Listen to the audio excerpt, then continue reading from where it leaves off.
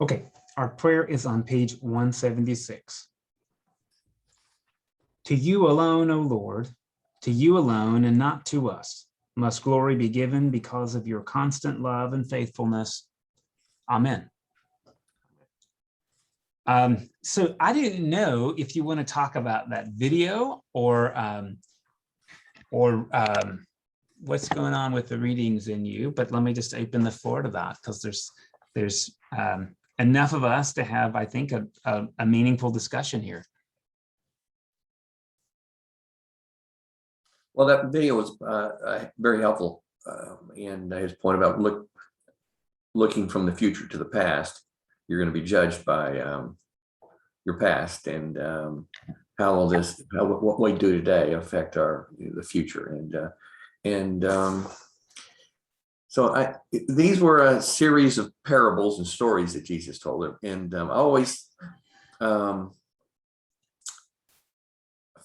find Jesus's parables, generally speaking, to be very well constructed, and they always kind of have a riddle to them and leave you thinking.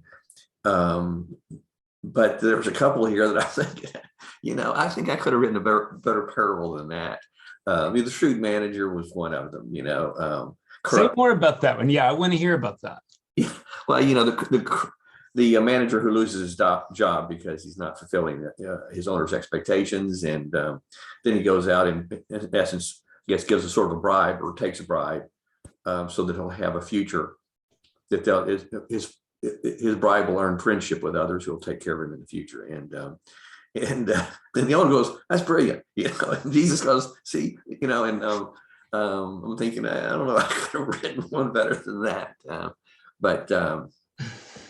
and also the very beginning, with I think in Luke 14, where we read, hate your family. If you want to follow Christ, hate your family. I'm going, I know you understand your point that we have to sacrifice a lot if we're going to be good Christians and follow Jesus, be disciples of Jesus, or earn the kingdom of God, or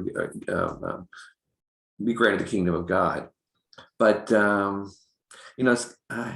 hate your family. I mean, do we have to put it that way? Can't we just, even the parable we read a few weeks ago, where if you want to follow Jesus, don't go back and say goodbye to your family. You must come now. I'm thinking, but there's a point there that you do understand that if you do go back, you may not return. And if you don't hold your family at arm's length, this parable, I think in Luke 14, is saying that you can't really fully embrace following Jesus, but for a God of love to say hate your family, that's I thought I could have written that better too. Well, I appreciate it. And I don't want to just in conversation, I have been working on this idea with Darlene a little bit in a couple of books I've read about how the opposite of love actually isn't hate, it's indifference. And to hate somebody actually means disappointment and connection, not severance. Yes. And that's helpful for me, right? Because if you tell somebody I hate you, what that means is you've got this longing to be connected and your needs weren't met, and that's so painful that you're saying this thing, right? But if somebody doesn't matter at all to you, you just ignore them, which is, I think, the opposite of love. And so there was this verse in Job where the wife says, "Curse God and die." And I said, well, it could be that she says, "Bless God and die." And Job could say, "The Lord gives, the Lord takes away, cursed be the name of the Lord." And a parishioner said, well, Job didn't sin, so he couldn't have cursed God's name. But I'm actually not sure about that. I think sometimes, in a close relationship, disappointment can be so great that the curse actually is an expression of love, whereas the opposite of expression of love is just ghosting. So I do wonder about this, and families are funny. I am reading this book, or I just finished this book like that retells human history anthropologically. And it sort of says, people, we have this like nostalgic idea that people have always loved living with their family, and we're the ones who have undone that. And there's a lot of research that says like families have always been difficult for people to live into, So there's been migrations throughout history. And to know that actually puts me at a lot of ease, not because I don't like my family, but because sometimes we make these decisions where we say like, we don't actually have some of the same values, and how are we going to work that out? One way we do it in my family is we just don't talk about those differences conscientiously, which means they show up subliminally, they sort of like squeak out underneath. And I do wonder if Jesus doesn't have his finger on that tension. The unjust steward parable you mentioned, Herb, like I took that on as assignment in seminary to write like an exegetical paper on that. And I probably read 100 interpretations of it, and none of them were great. I mean, it was just like, what does that story mean? The only thing I heard from a priest one time, he was a chaplain in a prison. And it was towards the end of the fiscal year, and he was encouraged to spend the money in his budget, or he wasn't going to get that money again, right? So essentially, like, if you didn't need to spend the money this year, but if you don't spend it, you won't get it next year, right? So he bought some built-in bookcases for the chapel, which was upstairs, and they came, to his surprise, assembled. And he just could not figure out how they were going to get those things up the stairs. And one of the guys who was imprisoned for like burglary and theft said to the chaplain, "You give me 3 guys and a couple of blankets and I'll smuggle those in to the chapel," And his take was like, I mean, the thing that got him in prison was the thing that got the shelves into the chapel. Which I thought was an interesting read of this, because at face value, it's nonsense. But I did think the video is helpful to say, often we have a lot of anxiety in the present. And if we could live our lives in reverse, knowing that God is going, like, this is going to work, it would be a lot easier. I don't know that this idea of judgment, I don't think we quite get that right. Like, oh, you didn't give enough money to poor people, so you're going to hell forever. I don't think that's what it looks like. I think actually we'll see that a lot of our anxiety was misplaced. Yeah. Well, in the video story that the guy was telling about the shrewd manager was that, well, he had given the poor people, those who owed rent, a break, and he had, but that didn't seem to be the point of the story. But he did make it about money, and there's a lot of interesting parables here, and very much again, the people who come out well in the parable are the poor, the tax collector, the Samaritans, not the rich or the Pharisees, certainly. So. Well, and it's a funny parable because when he lessens people's debt, I mean, in some ways they'll be grateful, but they're not going to hire him. You wouldn't hire that guy, right? It's not like he's creating a job, and he doesn't reduce their debt enough where they're going to like put him on the dole the rest of their life. I mean, like that's where it's a funny thing. But this like greasing the wheels, I mean, it is very Eastern European, like that's the way you do, and it's very Middle Eastern, right? Like it's a family business about like being in relationship in one another. And sometimes that takes like kind of flouting principles in order to grease wheels, and we can say it's not American. I mean, but it happens all over the place here. It just happens in different ways, and that's, I think, part of what's going on. Like, I'm suspicious if you go to Texas A&M, the alumni network will get you your first job. Now you have to keep it, and you have to get your second job, but they'll get you your first one. Right. And we can say that shouldn't be the case, but it is. So that happens all the time. Like I know you, and I've got a teenager, and you're looking for teenage employment. Can you give my son a job? Like this happens left and right. And a lot of times knowing somebody is helpful in getting you your first step. And so maybe the story is somewhat about that. But Yeah, well, I think, John. well, I was just going to say, in the manager's case, my thought was he did good things, maybe not the right thing, but he did good things, but for all the wrong reasons. Because he was going to benefit from it. So were the others, but he didn't do it really to lessen the load that the others had with respect to having to pay back debts. But he, at the same time, certainly helped himself. And I think that was his goal. It was to help himself first, not to help other people. Now, in the end, like you said, it helped other people, but for all the wrong reasons. And, I think there's an interesting quote I got from a Jesuit that says a saint is somebody fully aware of the selfishness of their every motive. And so, I would tell you, I don't think very highly of Philip Reynolds. However, if Philip Reynolds wanted to build a new playground at St. Thomas and call it the Philip Reynolds Playground, I would take that money in a second. Because we'd be crazy not to. I don't know why he wants to do it. Who cares? I know that it would serve the community. And to put his name on there, that's not an affront to me. It's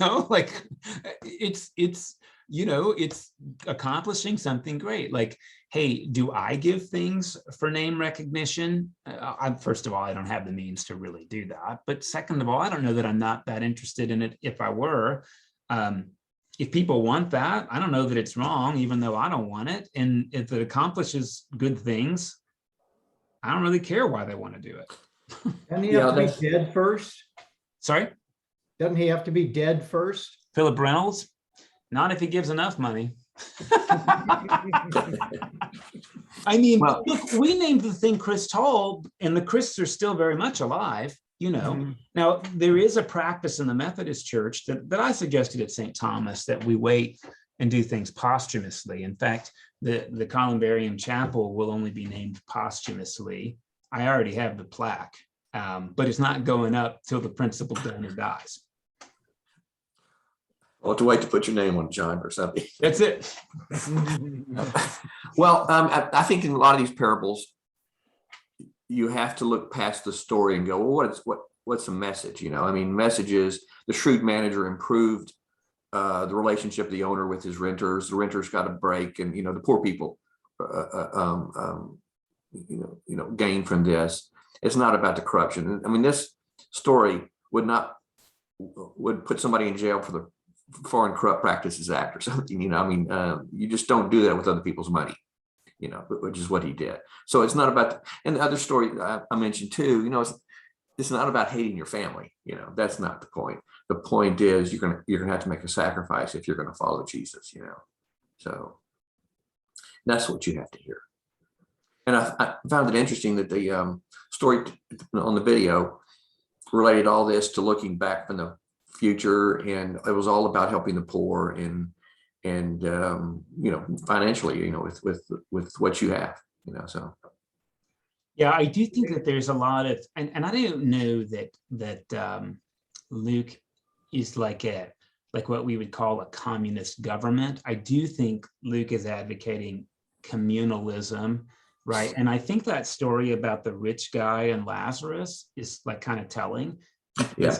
The rich guy doesn't have a name. His name is Moneybags, right? Which is not a real name. And Lazarus is a real name, right? And what's interesting is Moneybags, after he dies, thinks that Lazarus still is beholden to him as a peasant. Well, Abraham, send that poor guy to go talk to my brothers, because that's what poor people do. They obey rich people. Mm-hmm. And in some ways, the story sort of says hey, God's equality is going to win out, and this guy didn't work for you. And there's that really telling line for me in the story where Abraham says, well, they've got the law and the prophets. That's enough. And the rich guy says, oh, no, but if a dead guy comes back, they'll believe. And Abraham says, no, they won't. If they don't believe in the law and the prophets, they won't believe anything. And I thought, I want to argue with that principle, but I think it really sort of says we see what we believe. We don't necessarily believe what we see, right? So if we're not open to something, we can't possibly see it, even if it happens right in front of our face. I wish that weren't true, but I do find that's the case. And I think that fits this read about how we look at time in reverse. Like very few people I know say, I wish I'd spent less time with my kids. Very few people say, I wish I hadn't given so much money to charity. Yeah. Very few people say, I wish I hadn't volunteered so much. Yeah, I wish I hadn't helped this person, or And I almost think like that frame is really good, both for money and time, but relationships too. When you think about the story of the lost son, on my deathbed, I don't want to say like, well, I threw my son out to teach him a lesson. Like I want to be able to say, I did everything possible, like I think every parent I know is like that, but we find ourselves like the in between, what's going to work, what's not going to work, right? Like, hey, we need to show tough love, or our kids need to respect us, and those are real concerns, right? But also like, what is all of this really for, and what do we wish at the end of our lives? Well, good point. And I had to, a couple times when raising children, I had to remember that the future is the most important. In that meaning, I had to make one thing that was most important was to have a future relationship. Yes. Because if you lose the relationship, then there is no future. And so you may take the lesser of, well, do something today only to maintain, which is not what you wish to happen, maybe necessarily for today, but what you want to maintain the future, so that you can influence that, and have a relationship in the future. And that's what this guy says this story's about. Look at it from the future, Yeah, what you do today. I wish in the moment I was better able to do that. My wife is like, you said that thing, and in 5 years, are you going to be happy that you chose to say that instead of this other thing? And I'm like, stop telling me that. I don't need to feel worse about what I said.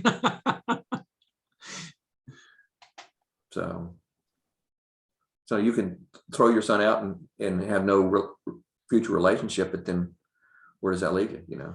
Well, and I think particularly, not only like, what does that do for us, but if I really have my kids' best interests in mind, and I don't want to come across arrogant, like, we as parents are the best hope our kids have. Yeah. And if they lose us, then they just lost their best hope. It's not even just about what we lose, it's about what they lose, right? Yes. Because we're like the people with the resources and the wisdom, and like, we know stuff. And if they don't have that, well, geez, that's a lot.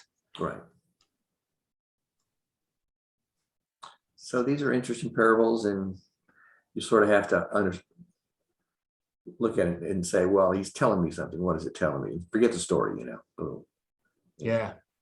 It's a tough one, right? When Peter says, like, how many times do we forgive? And Jesus says, every time. And I do think as a parent, like, especially because we've all done that, right? Like, if you could look at every incident as a standalone, it'd be so much easier.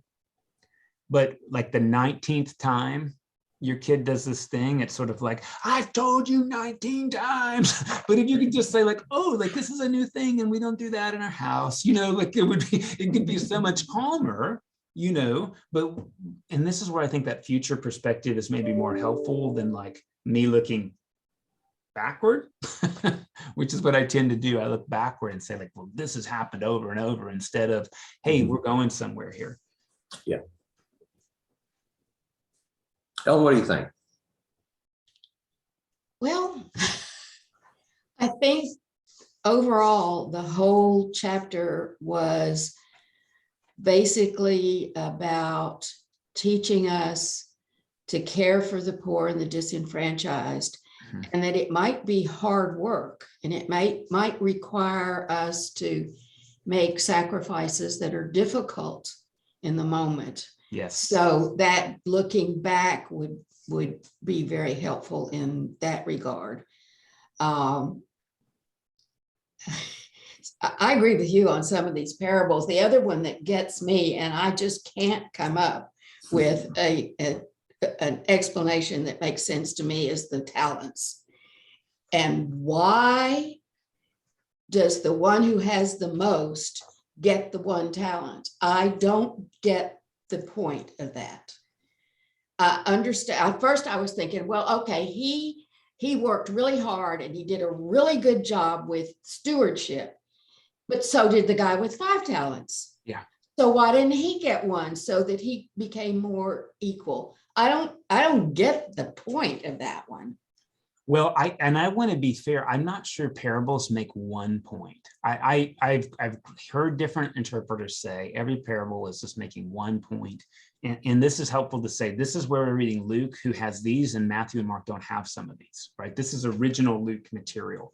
The talent one is shared by Matthew, but I almost think, like the study I've done on this suggests that this is a surprise. You actually think that the last guy, being the third in a row, is going to make one. But he doesn't. And there's this really interesting commentary, right? Like, take it away and punish him harshly, and give one to the one who has the most. I mean, to be honest, the people who are the most effective workers, they tend to get promotions and more responsibilities, not fewer. Let's just be honest, right? Like when you get promoted, you should be doing, you often end up doing more work because you've proven yourself reliable. So here's more for you. I wonder about this one. What I wish the parable said is the guy with one went out and invested it and lost all of it. And then I want to know what the master would have said. But part of me thinks, like, the problem is this guy never understood the master to begin with. The point is not that necessarily that you make money, but that you take the risk. Yeah, you make the effort. And what's hard, right, is we hear the word talent, and that means like a gift or a charism in English, but this is a quantity of money, right? Like, he gives one guy $10 million and another guy 5 million and 1 million. And these are like slaves. Like, they're not Edward Jones brokers. So, like, why would you give a slave $10 million? Like, that's poor management. Like, and expect them to produce, So it's sort of weird, but it does make me wonder if the reason this servant is so afraid is because he misunderstands who he's working for. I'm suspicious we often misunderstand. I mean, I don't want to like beat the grace horse, but I think, like, if we're afraid of God, I think we probably misunderstand who God is. And if we're afraid that God is going to like punish us severely because we don't do every single possible productive thing with our lives and time and money, I think we probably got God wrong. Mm-hmm. So we're already living in a place where there's weeping and gnashing of teeth, because that's like the definition of living in fear. That's why I wish we heard the story where, hey, I lost everything, and the master's like, thanks for trying, that was cool. Yeah, that was an interesting one too. The one I probably liked the most was the lost son, because we all know examples of this a little bit, I guess, of what a lost son is like, literally. Yeah. And what's interesting about the story, right, when you read them in tandem, it's not the prodigal son, it's not the malevolent son or the stupid son. And like, for me, like, I think about it, and it's the difference between my kid won't do this and for some reason my kid can't do this. And I usually, like, at my worst, I go to won't, like I impute malice or like laziness or some other kind of motive behind kid not doing what I want kid to do, instead of he just could be lost. There's areas of life I get lost in, if I'm honest. Mm-hmm. And it's not because I'm lazy or stupid or whatever. I just find myself lost sometimes. I don't know what to do. Yeah.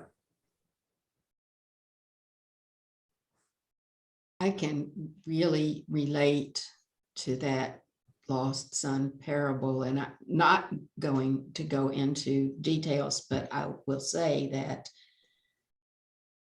I know personally how that father felt when that son came walking back up the road and was redeemed. Mm-hmm. And I didn't have anything to do with it, maybe a little, but I can really personally understand that. So it's a really beautiful one for me. I actually think most of us would be the older brother in the story, full of resentment over Grace because like we've been working hard, and like the way, forgive me for saying this, but the way I view the Republican Party's stance on welfare and government assistance is of the older brother. And I think there's this interesting corrective, like, look, there's this party going to happen and you can miss it on principle, or you can choose to enjoy it, right? It's really up to you. When you read the story, the father puts this ring and this robe on the son that the father doesn't even own. Mm-hmm. Remember, the father's already given all his property away. So right. He's now giving away his son's inheritance to the other one. And it's like, that's where like the fine details of the story, I think, like complicate the story in some really good ways, in some good ways. It's not a flat story. Like there's so much to identify with that story, Well, I can really identify with that older son too, because I would be the one saying, but look, you never recognized everything I've done. And I've been loyal and faithful and true. And you've ignored me and I don't like it. And it's so funny because the father's response is, son, everything I have is yours. And that's literally true. Yeah. Right. The father doesn't have anything. He's given it away. And the problem with the older son is he never even realized that. He was still stuck on the wheel of like justifying his existence instead of like enjoying the pleasure of the family. Well, Bill, and what you said, I think we can probably see ourselves in all three roles at Absolutely. At different times in our life, or know people who've been in one of those roles, kind of, and can understand them. Definitely. Sometimes I'm mad at the father because I want him to say, I gave you a map. I gave you a bunch of maps. So why are you lost? Wouldn't be a good story if you just... It'd be a descriptive story. Like I think the story's supposed to be surprising, and maybe it's helpful. This is where the hook is. Like when the domesticated sheep wanders, that's the shepherd's fault, not the sheep's, because people have bred the sheep to trust the shepherd. So we could say, oh, it's because sheep are dumb or whatever. No, like we made sheep trust us. We made them that way. So when they wander, it's our fault if we don't go get them. And who's the shepherd in the story? Is it God? I mean, I guess it could be, or is it us? And how many sheep do we write off as acceptable, collateral damage? I think these are like really good questions that we're invited. The other thing that I liked a lot in the study guide, I think it was, where they use the word table fellowship and how we're called not to just give money, but we're actually called to enter relationships. Yeah. And with people that can you imagine asking that guy on the corner that's mentally ill and begging to come to dinner? Oh, hey, we're having dinner tonight. You want to come and eat with us? Sit at the table with us? I'm not just going to give you a bag of food that you can eat on your own or feed to your dog there on the corner, but I'm going to invite you into my house and into a personal, intimate place. That's a huge call. And I think sometimes it's even harder to invite family members that I'm blood relatives to have dinner with me as well. Definitely. I'm not sure one is harder than the other, because there's people who I just, and they have means, you know what I mean? Like I think it's interesting to think about not just like economically poor people, but just people we don't like to be around. Yeah, you're right. That's what Christmas dinner's about. That's right. And Thanksgiving. And that's why I love doing the dishes, because I have an excuse to leave the table because I'm doing something productive. Like no, this is like an old strategy is work is always good. So when you get up and leave to do work, like you've got a good excuse to not sit around the table with the crazy folks. When you invite the aunt, you get the uncle too, so. Absolutely. Yeah. I mean, that's why I think this is really robust. And you know, like some of these parables are really interesting, like the unjust judge, right? We don't even know if the widow is right. Yeah. Her complaint could be phony, but she shows up long enough. I mean, it's like showing up is 90%. I think that's Vince Lombardi, right? Like, this is like the parable form of that. Like you just keep showing up, and eventually people will get tired of you and change. That seems right. So in the story, you think it's just about being persistent? Yeah, I mean, and it's also this interesting thing, because I've heard people use this story and say, well, that's why you have to keep praying that God will heal your brother's ALS every day, because if you're persistent enough, God will do it. But the way Luke tells the story is like, God isn't like that. Like God gets it the first time. So who needs our persistence is each other. Mm-hmm. Like praying to God to do what we want is like probably not the good use of prayer. Instead of, it's like showing up. And if we show up long enough, like we'll wear out whatever power structure there is so that there's a change. Well, maybe, I hope that's right.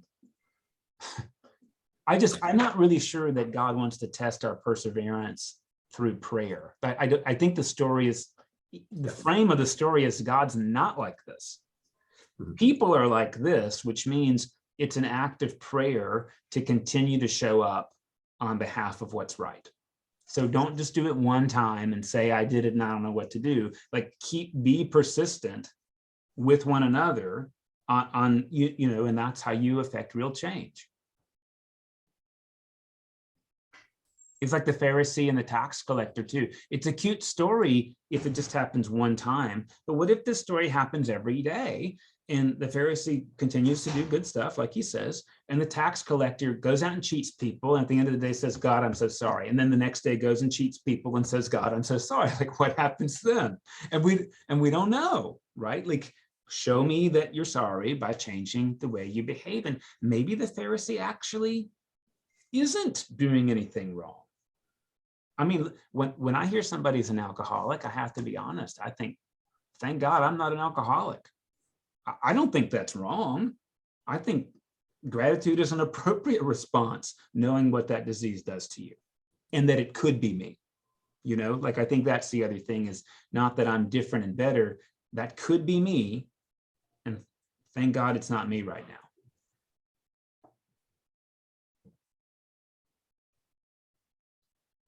But we don't have all that inner monologue from these characters. Like we make it all up, you know, like the way I grew up is this Pharisee's a hypocrite, but maybe the Pharisee's not a hypocrite. Like maybe he really does what he's saying. And, you know, like when I see somebody who had a tragic accident and lost 3 or 4 of their fingers, I have to be honest, I'm glad I got all my digits. Mm-hmm. I don't think I'm better than that person. I'm just glad I got my digits. I can't imagine that's wrong. I think that's really natural. I think that like the question is like, can I have this moment of gratitude and compassion, or do I say like, well, I must be better than you, or you must have done a dumb thing, you know? Because the truth is, like, I've shot myself in the thumb with a staple gun, you know, and it's not because I was being dumb. It's because that happens sometimes. Like tools misfire. Fortunately, it didn't go into the bone. I mean, you know, like this is life.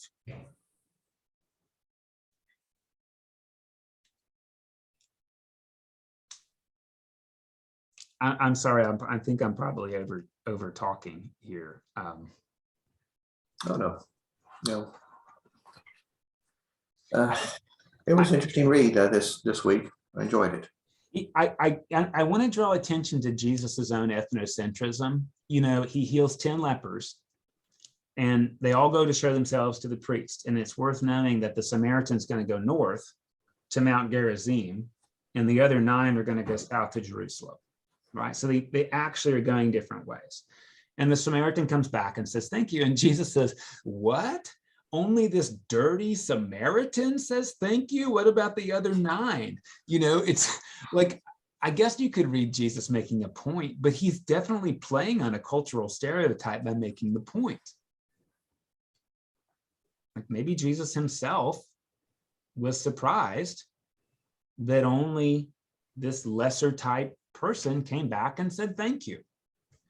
Of course, Jesus didn't heal him in order to get the thank you. But it's an interesting story, right? Like who is grateful, and are we willing to accept that? John. So I get stuck on this from time to time. So is saying thank you, or the expectation that one would, that a thank you is going to come for something that you do, is that transactional? I think it is. I mean, yeah, I think it's transactional. And look, it's not that transactions are wrong. Let's just be clear when we're giving and when we're investing. And like I can sometimes, sometimes the best thank you I can get is that somebody actually enjoys what I chose to give. Whether they say it to me or not. Like if I see them enjoy it, that's all I wanted, But really the best thank you is that I chose to give it freely. That's Thanksgiving enough,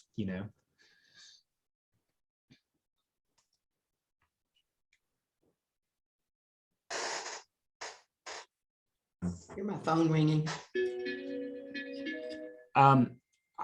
Lila had asked a question about in Luke 17 when Jesus says like your faith has made you well, and what does he mean? And I think there's like a double thing that's happening. Like on the one hand, people reaching out to Jesus meets their symptoms, but I think faith as a way of life is about like wholeness too. Like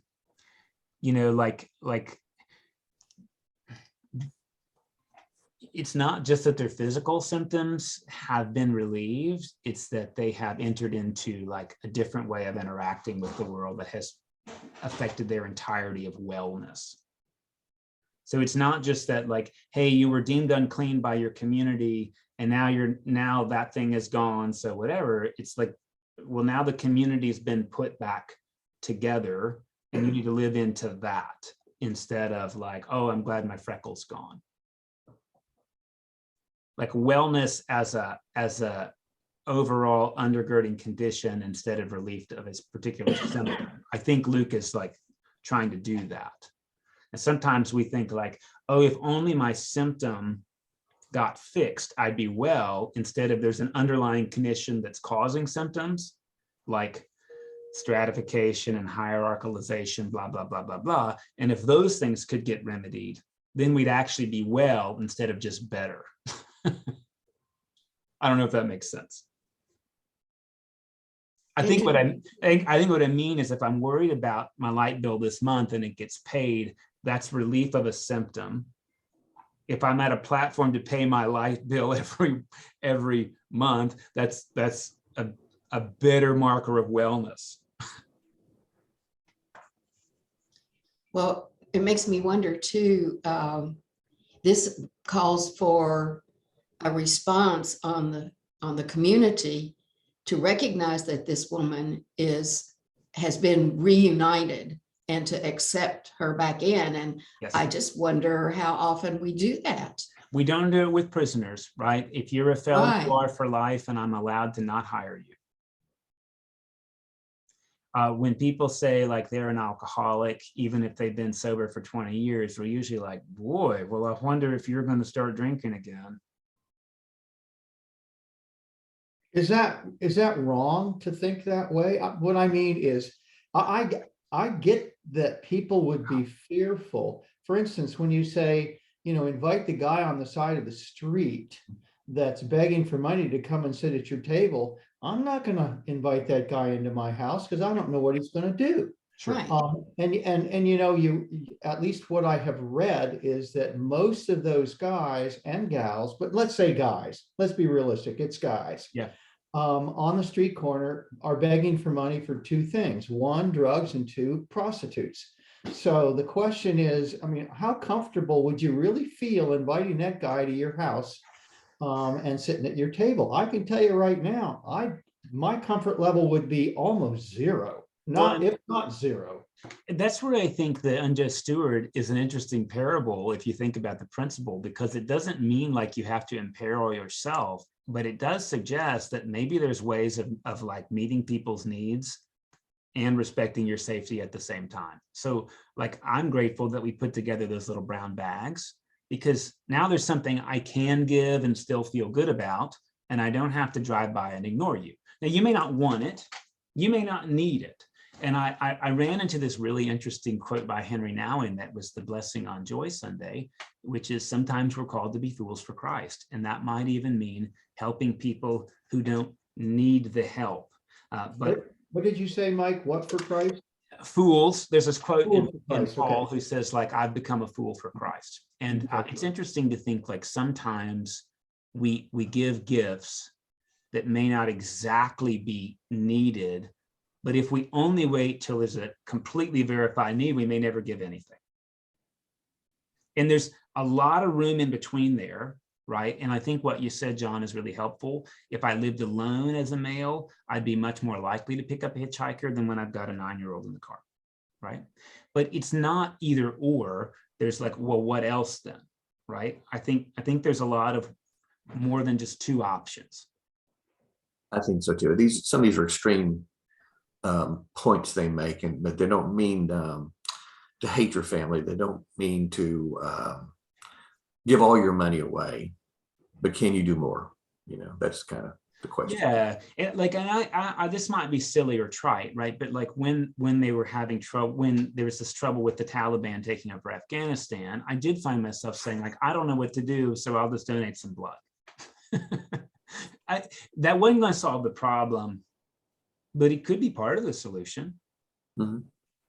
I don't want to say it's better than nothing. What I want to say is like, I know how to do that. I don't know how to do immigration reform, and I'm not an immigration attorney, but I do know how to go to the blood center. And will it directly affect these Afghanis? I don't know, but it's not going to hurt. It's certainly going to help somebody. Right. So I think like maybe we have an opportunity here, instead of like the either you give everything or you give nothing, to think about, okay, when you find a problem, don't just set it down, like think, how can I contribute to the solution? And to be fair, John, like I think if we drove by somebody with the sign, we're like, get in the car, I'm taking you to Christmas dinner, it's very likely they'd be like, no, I don't know you. I'm not getting in your car. Is that a smuggler? Are you a smuggler? Like I think it works on both sides, right? Yeah, yeah, you're right. Right. To be flagrant with what we think is generosity might be offensive. Or when you invite your uncle as well as your aunt to dinner, you don't really want your uncle there, Yeah. That's the story, if you will. I think you invited them to dinner. I think so. And trying to make a meaningful, like an acceptable invitation seems important too. Like they think it takes some compassion. Like when people, and this comes back like to what we talked about a couple of weeks ago, like when you're only the giver and you don't know how to receive, I'm not sure you're spiritually well either, because you're giving out a place of control, not on a place of mutuality, right? So if you only give stuff to poor people and you refuse to receive from them, I don't know that you've actually like given very much that was healthy. I don't know if that makes sense. That's where like spending time with people, I think I mentioned it last time, like when we would go and we would roof people's houses, the story to the kids was, the work is an excuse for you to get to know somebody you would never otherwise get to know. Not because like you're rich and they're poor, just because the stars haven't aligned for you to have interactions with these people. So look, use the work as an excuse. And if they ever want to talk to you, work second, talk first. Good point. Because I was told by someone, or respected, that I didn't know how to take compliments, and they were right. And taking a compliment, is knowing how to receive a gift, too, and to show appreciation for that too. So, giving and receiving both have challenges sometimes. Well, Mike, was it you who said, somebody said, Herb, this is kind of for you, who said, when you receive a compliment, wait 10 seconds before you respond. Was that you in a sermon? Yeah, actually a parishioner told me that rule. My therapist said, at least just take a deep breath, before you respond. I think because we often receive compliments as obligations, like, oh, this person says I'm really good, which means I better always be really good at that. And like, I'd rather not have all that pressure instead of saying like, yay, you enjoyed that, cool. And then we go about our lives. And if we disappoint them, we do. You know what I hate about a compliment, and Herb, maybe you feel the same way, is when you receive a compliment, particularly when you receive a compliment in front of people, I do not like being the center of attention. Yeah. So for me, it's very uncomfortable. And you're right, it requires me, I feel, to respond in some way, even with a thank you. Usually my response is, oh, I didn't really do that much. That's because you're a Southerner. Self-deprecation is a Southern virtue. But instead of doing that, what if you said like, of course it takes a team, and I'm grateful you enjoyed what I did. That's interesting you say that, because probably the best football player, maybe of all time, and I've never liked the guy very much, but I've come to really respect him, is Tom Brady. And when Tom Brady was complimented on not only his performance in a game, but also his history, he said, I didn't do this by myself. He said, everybody around me was responsible for this. This wasn't just me, which I thought was a really nice thing to say. Now, maybe he was saying it because he thought it was the right thing to say, but whether he did it for all the right reasons or not, it was a nice thing to say. And I think that's true. I mean, when Obama said, right, like we can't pretend we're self-made people. That road you drive on, you didn't build that. I mean, even just to say like we're standing on the shoulders of people ahead of us, it doesn't diminish we've put in effort and ingenuity, right? But we did start from somewhere. There are roads, there are power grids, there is plumbing, and that was collectively done. So, but I think you can do both. Like when somebody appreciates your effort, I think, yeah, it took a team, and I'm really grateful you experienced my effort that way. I worked for a guy from New Jersey once. He was a typical guy from New Jersey, if you will. And he made me see myself in ways I didn't really even know. And he taught, my Southern mannerism, I guess sometimes I didn't even really know that I had. And so we were having a conversation in his office one time, a few of us, and he said, I'm thinking about doing this. And we all go, okay, you're the manager, if you will. And finally the conversation ends and he goes, by the way, that was the stupidest idea I've ever had. Why didn't you say anything? And he goes, that's your Southern manner. You won't even tell me when I'm wrong. Okay. So from then on, we go, that's the stupidest idea I've ever heard, if it, or at least help you make it better. But I didn't know that about myself, so interesting. I even think it's helpful when, like, I think I might have told you the story that a parishioner wrote me a thank you note, but they made an appointment and came in and read it to me and left me the note. And their ploy, I think, was very thoughtful. It was, I'm going to make sure you hear this note. Because if I just wrote it, you could put it aside. But with me here, like, you have to deal with the embodied voice and presence of me and what I want to tell you. And I thought it was really bold. And I also thought it was really effective.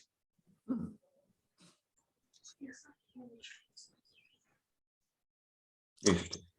Yeah, well, it made me think maybe I ought to do that more, because I'm the king of a thank you note in some ways, but I can write better notes that really say like how what you did touched my heart, instead of, oh, you were very generous. That's an evaluation. Instead, I can say what it did for me, and I can follow it up and say like, look, I don't want to be awkward, but I just want to make sure you hear the gratitude that I want to express. And it will feel awkward because we don't do that. But when we do, it's sort of like, well, shoot, now you're forcing me to contend with you actually enjoying what I gave. And if I just had a note, I could read it and put it down. But now you're standing here and I have to do something. And maybe the something it really is, I think that something really is just thank you. Or I'm glad that touched you. Because usually those things are true.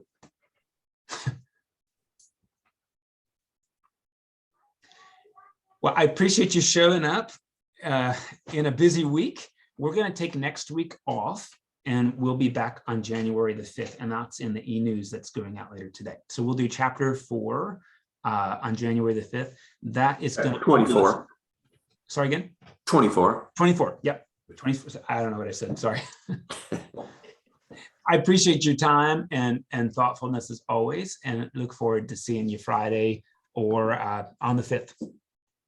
We'll see. Have a Merry Christmas, everyone. Thank you. Merry Christmas, everyone. We'll see you. If you're at the 5:30, I'll see you. Otherwise, 5 o'clock. Don't come at 5:30. Oh, You'll miss 5 everything. o'clock. 5 o'clock. Thank you, because we got to do all. There's a 3:30 and the 9:30, but 3:30, 9:30, and o'clock. 5. That's it. Yep.